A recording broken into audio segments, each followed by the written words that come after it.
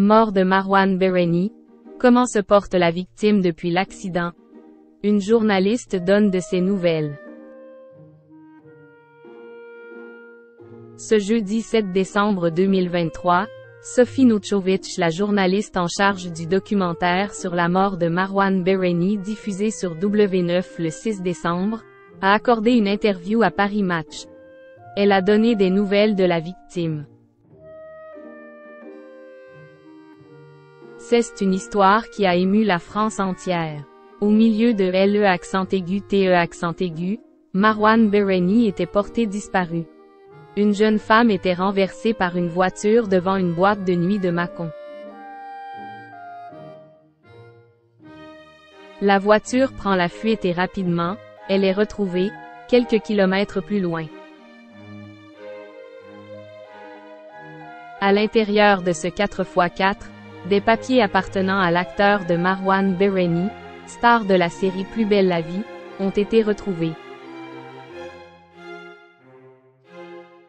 Rien n'indiquait s'il était le conducteur du véhicule, c'est la raison pour laquelle les policiers souhaitaient l'entendre dans un premier temps en tant que témoin.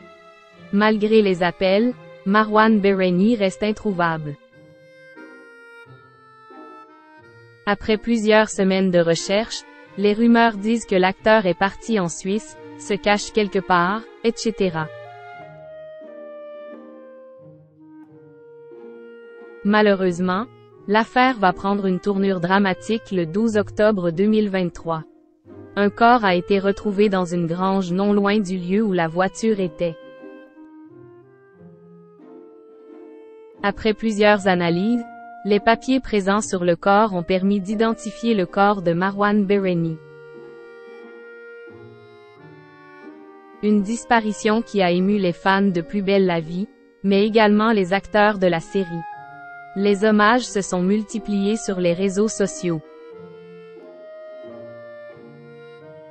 Plusieurs semaines de rééducation. Et ce lundi 4 décembre 2023, Marwan Bereni a fait de nouveau parler de lui puisque l'acteur aurait fêté ses 35 ans. C'est notamment dans ce contexte que W9 a consacré un documentaire à Marwan Bereni le 6 décembre 2023.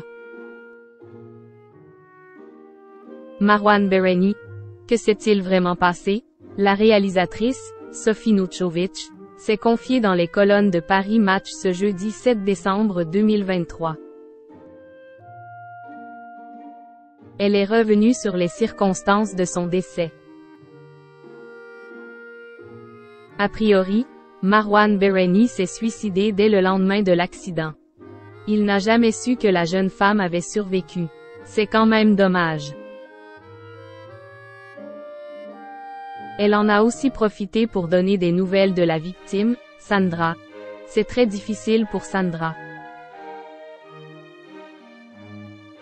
Il lui faut quand même plusieurs semaines de rééducation pour marcher correctement. Et encore aujourd'hui, elle a de nouvelles interventions prévues, liées aux conséquences des blessures. Des nouvelles bouleversantes.